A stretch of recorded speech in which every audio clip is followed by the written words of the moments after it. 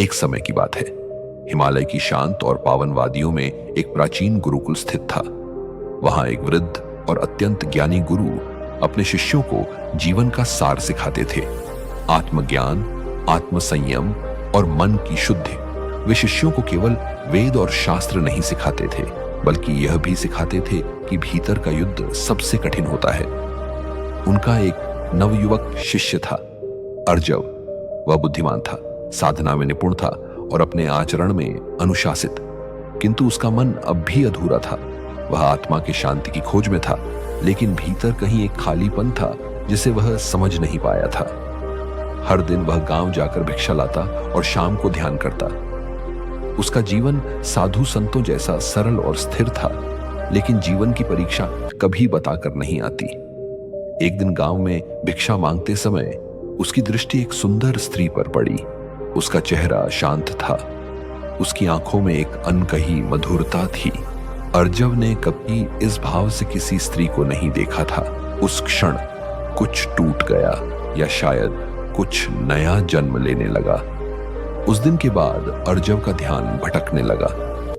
जिस मन को वह पहले साधना में लगाता था, वही मन अब अनजाने में उसी स्त्री की छवि में उलझने लगा।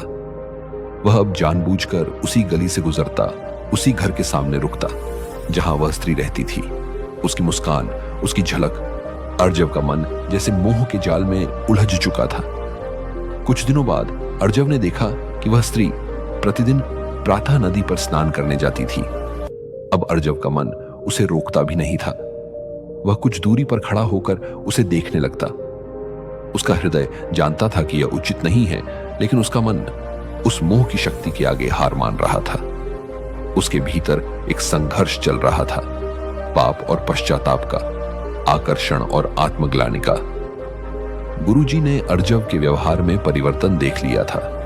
वह अब ध्यान में उतना स्थिर नहीं था और उसकी दृष्टि अक्सर भटकी हुई रहती थी।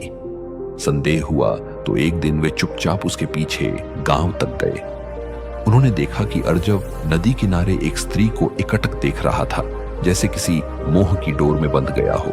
यह दृश्य गुरुजी को चौंकाने वाला नहीं था, बल्कि यह जीवन के असली युद्ध का आरंभ था। वे लौट आए और मौन साध लिया।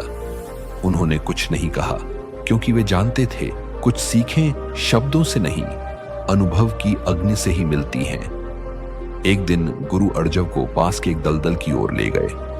वह स्थान कीचड़ से भरा था और उसकी दुर्गंध दूर से महसूस होती थी। गुरु बोले, वत्स, अर्जव, इस दलदल को पार कर आओ। अर्जव चौंका। गुरुदेव, इसमें उतरूंगा तो मेरे वस्त्र मैले हो जाएंगे। गुरु मंद मुस्कुराए। जब वस्त्र की शुद्धता का ध्यान है, तो फिर अपने चित्त की शुद्धता का क्यों नहीं? जिस काम वासना के कीचड़ में तुम प्रतिदिन उतरते हो, वह तुम्हारे चित्त को वैसी ही गंदगी में लिपटा देती है। बाहरी वस्त्र तो धोकर साफ हो सकते हैं, लेकिन जब चित्त मलिन हो जाता है, तब उसकी सफाई कठिन होती है। अर्जव कुछ कह न सका। वह समझ रहा था कि बात उसके मन की हो रही है। गुरु ने शांति से कहा, गीता में श्री कृष्ण ने कहा है, ध्यानात् विषयान पुंसः संगस्ते शुभ जायते, संगात संजायते काम, कामात् क्रोधो विजायते। जब मन विषयों पर ध्यान करता है, तब आसक्ति उत्पन्न होती है। आसक्ति से काम उत्पन्न होता है और काम से क्रोध, और यह क्रोध फिर विवेक को नष्ट कर देता है।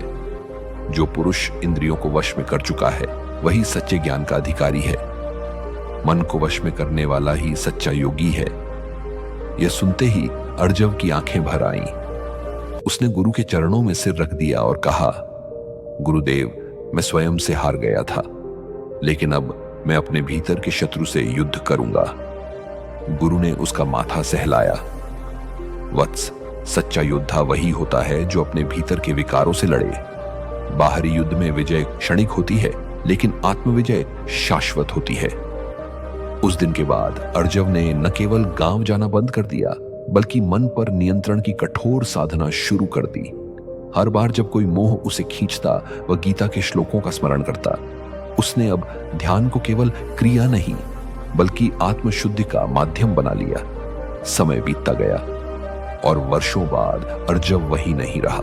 वह स्वयं एक महान आचार्य बन गया। उसने हजारों युवाओं को संयम, आत्मज्ञान और भीतर के युद्ध से लड़ने की शिक्षा दी।